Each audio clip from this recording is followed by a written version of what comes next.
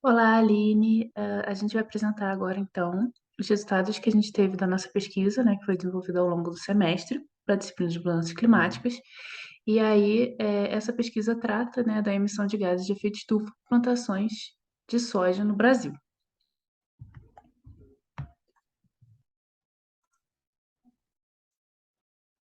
Bom, a preocupação com a emissão de gases de efeito estufa é um tema atual e recorrente no cenário global.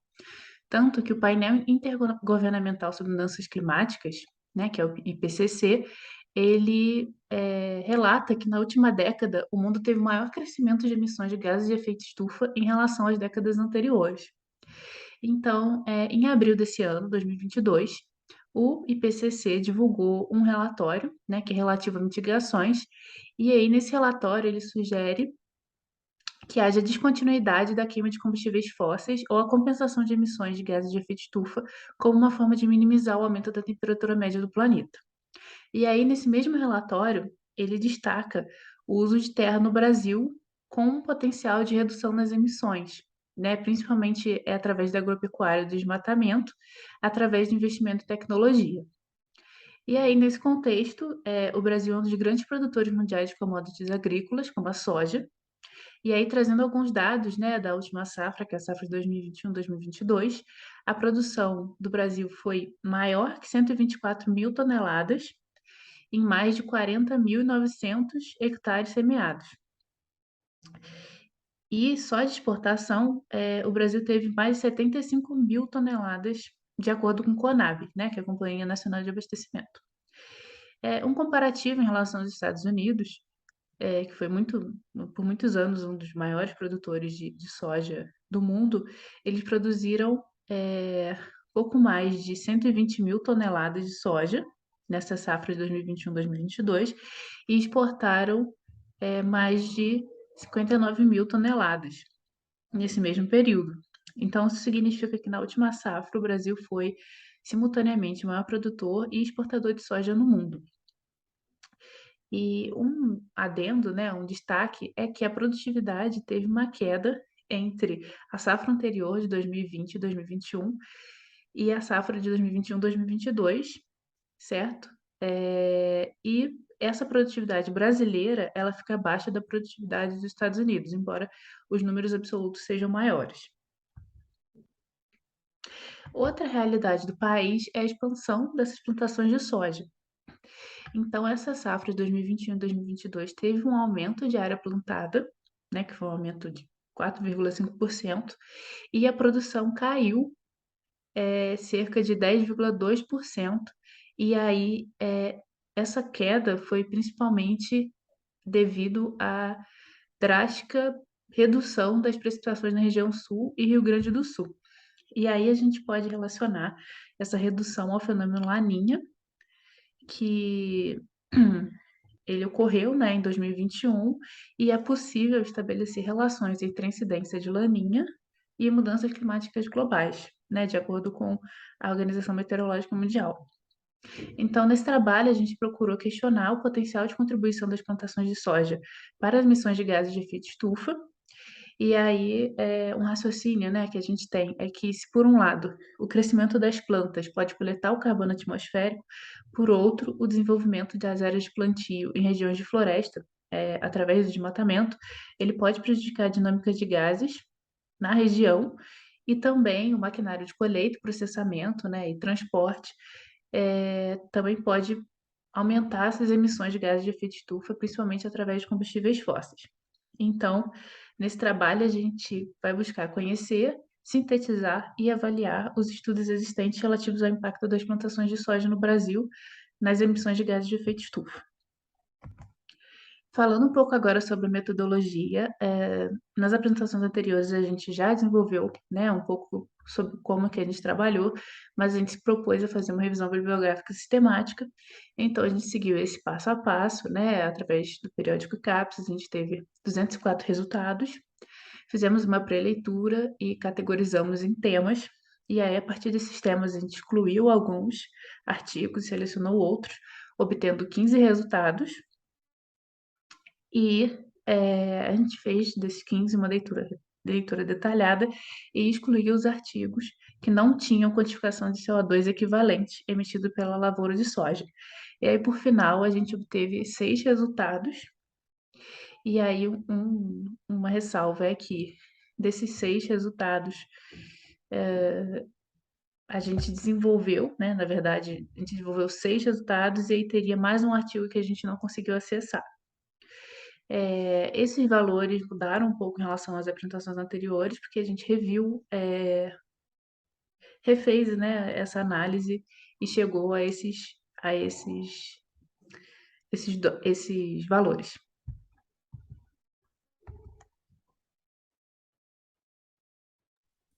Bom, sobre os resultados de discussões, a gente vai trazer um pouco dos principais pontos que a gente encontrou dentro dessas pesquisas, dos artigos que foram selecionados.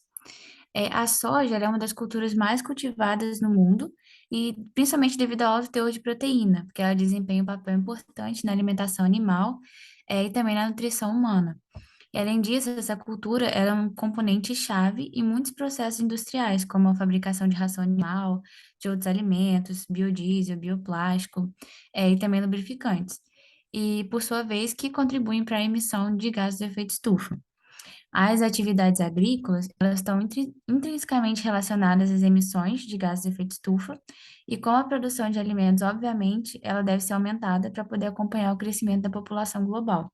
Então, a cultura da soja, ela tem sido relatada por diversos trabalhos como a principal fonte de emissão desses gases no ciclo de vida de alguns produtos. E nesses gráficos, a gente pode observar essa taxa de emissão em diferentes atividades relacionadas à soja, como a calagem, a utilização do biodiesel, de fertilizantes e pesticidas, e também ele começa a incluir no artigo áreas que sofrem mudança direta do uso da terra, e fala um pouco sobre a influência é, nesses hábitos sobre a emissão desses gases. Pode passar.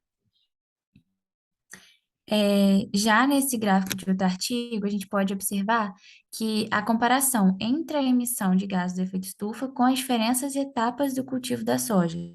E essas etapas seriam a etapa um, que é a preparação do solo, a etapa 2, que é o tratamento de semente e semeadura, a etapa 3, que é o período de crescimento, a etapa 4, que é a colheita. E aí a gente pode observar que na etapa de preparação do solo é emitido mais gases do efeito estufa do que em qualquer outra, principalmente por conta da cal aplicada, né, do processo de calagem. E a etapa que menos emite esses gases é a de colheita, onde a combustão do diesel, que é utilizado na maquinaria para realizar esse processo, é o principal responsável. Pode passar. E aqui, continuando nesses outros gráficos, a gente pode ver que a atividade de cada etapa que tem expressivas, emissões expressivas de CO2 equivalente. E aí a gente pode destacar novamente o processo de calagem, na etapa um, de preparação do solo. E já no gráfico ao lado, a gente pode notar que a mudança direta do uso da terra também tem grande influência na emissão de CO2 equivalente, porque grande parte desse CO2 emitido está relacionada com a mudança direta do uso da terra. Pode passar. E aqui a gente já tem a comparação desse estudo com outros estudos, né, para quantificar essa diferença de números, mas o que mais chama atenção é que os estudos que fazem a comparação entre as áreas que fizeram essa mudança direta do uso da terra e nas que não tiveram, e aí retirando só o primeiro, porque manteve, mas os outros seguiram o padrão de mostrar um claro aumento da emissão de CO2 equivalente nas áreas de mudança direta do uso da terra. Então, a gente pode perceber que isso tem sim influência no aumento da emissão de CO2 equivalente nessas plantações. Pode passar.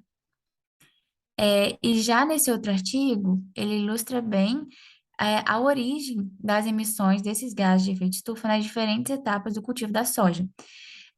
As emissões que ocorrem diretamente no campo, a gente pode perceber que elas vêm principalmente da etapa de preparo do solo, como a gente já viu, né, anteriormente, que é a etapa que mais emite, no cultivo de sementes, no crescimento em si da colheita e também na aplicação de fertilizantes e pesticidas, além de outros que estão mostrando na tabela. E a emissão mais indireta, ela está relacionada com transporte, energia e combustível, que são etapas que às vezes a gente não leva em consideração, mas que são etapas que emitem sim esses gases e não em pequenas quantidades, inclusive. Pode passar. Aqui a gente pode observar também que existe um padrão durante esses 3 anos que foram analisados, e onde a emissão desses gases, ele ocorre em maior parte pelos resíduos gerados nas colheitas, né, de matéria orgânica, e depois são seguidos pela emissão por fertilizantes e também combustíveis, né, que são das etapas indiretas e que estão aí com resultados expressivos em relação à emissão. Pode passar.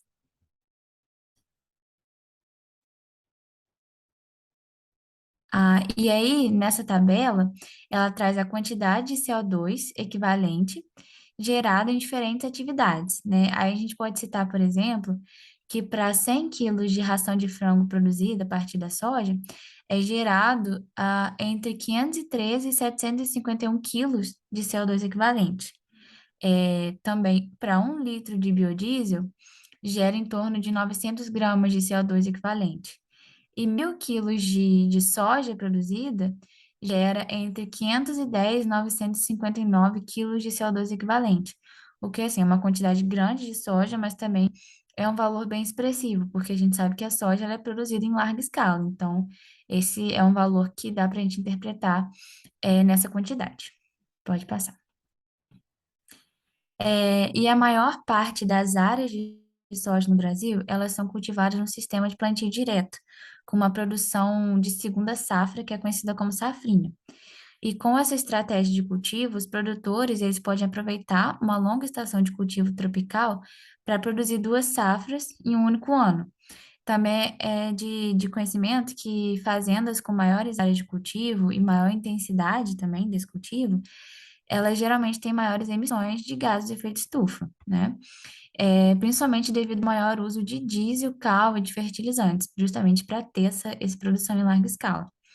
E a maior fonte desses gases na produção é de decomposição de resíduos da lavoura, que a gente viu, que chega a 36%, seguido pelo uso de combustível, 19%, aí a aplicação de fertilizantes, que é 16%, calagem, 13%, agrotóxicos, 7%, sementes em torno de 8%, e também de energia elétrica consumida nas fazendas, que chega a ser menos de 1%, mas que, como é em grande quantidade, também é um valor expressivo. E aí, nesse gráfico, analisando a realidade brasileira, que, como a gente pode ver, é mais expressivo do que na Argentina, ele confirma a relação existente com a mudança do uso da terra, que a gente já falou anteriormente, e as emissões desses gases, considerando também os 3 tipos de cultivo que a gente tem, que é o no-tillage, que é a área de plantio direto, reduced tillage, que é a área de lavoura reduzida, e o tillage, que é a área de lavoura ou plantio convencional. E aí a gente chega à conclusão de que a área de plantio convencional é a que mais emite CO2 equivalente, e o que mais contribui para isso é a emissão de NO2 pelos campos de produção, como a gente pode observar. Pode passar. E aqui fica claro também que o NO2 é o maior contribuinte para a emissão desse CO2 equivalente, seguido pelo próprio CO2, e em todas as áreas estudadas, o sistema de plantio convencional, ele também é o que mais emite, né? Pode passar. E aqui, já fazendo uma rápida comparação entre Brasil e Argentina, para entender melhor o sistema brasileiro por trás do transporte da soja, a gente pode ver que na Argentina, a maior parte da emissão desse CO2 equivalente é derivado do transporte transoceânico. E já no Brasil, onde o transporte é realizado majoritariamente por vias terrestres, essa emissão de CO2, ela segue essa tendência, obviamente, e é realizada por transportes terrestres, e a maior parte da emissão também vem do estado do Mato Grosso. Em todas essas situações analisadas, a gente pode ver que o Mato Grosso apresenta os maiores índices. E é isso.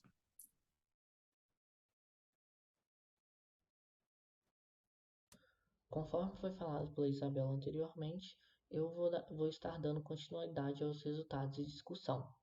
Então aqui a gente entra numa análise de ciclo de vida feito sobre a produção de soja e seus estados no estado do Rio Grande do Sul. Nesse estudo foi separado em 4 etapas o ciclo de vida da soja e relacionado depois às suas emissões.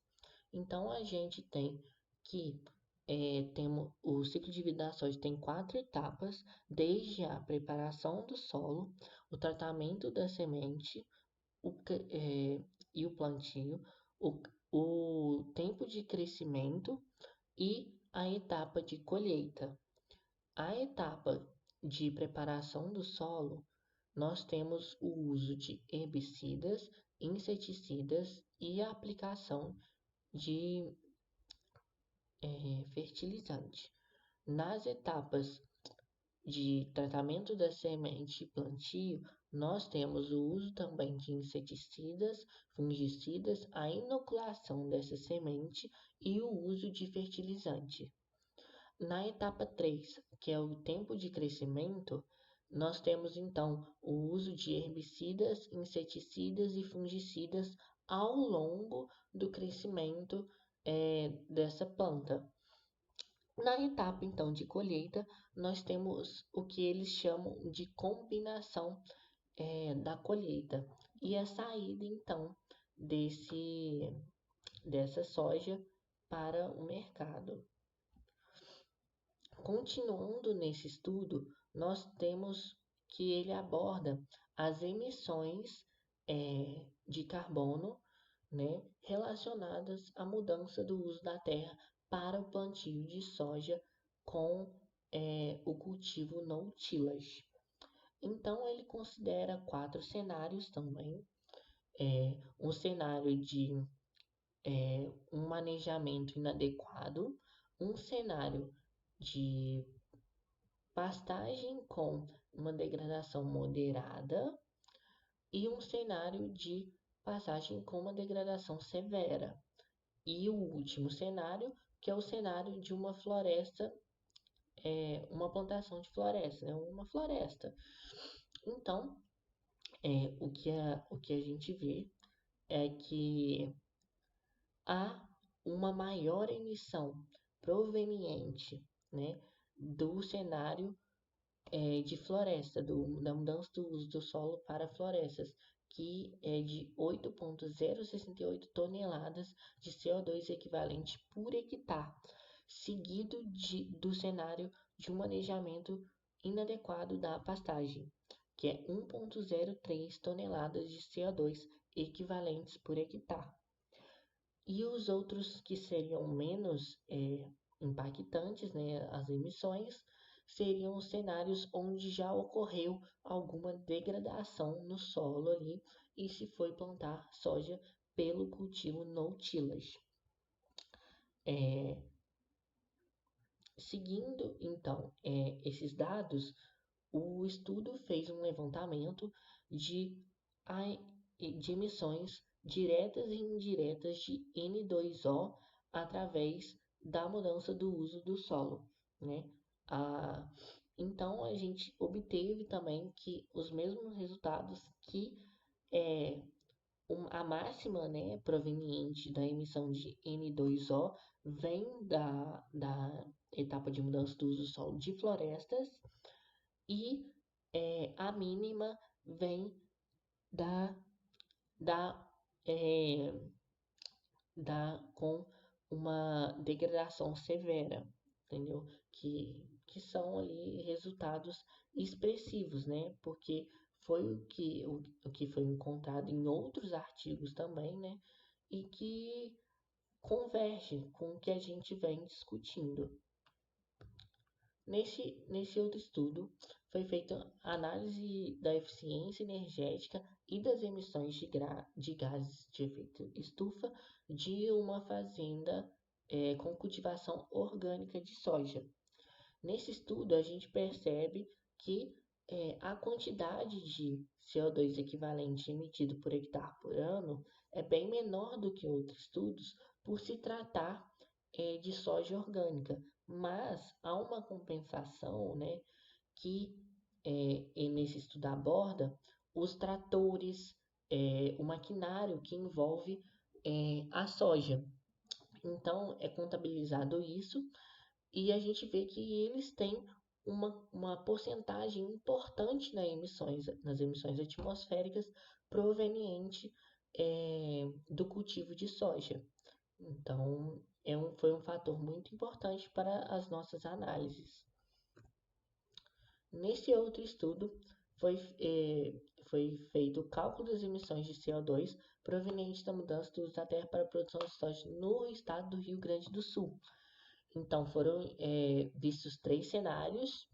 Os cenários, o terceiro cenário sendo o de floresta, o segundo cenário sendo um cenário moderado e o primeiro cenário sendo um cenário com uma degradação também mais elevada. E o estoque de carbono associado foi o de referência ao uso da terra anterior, né?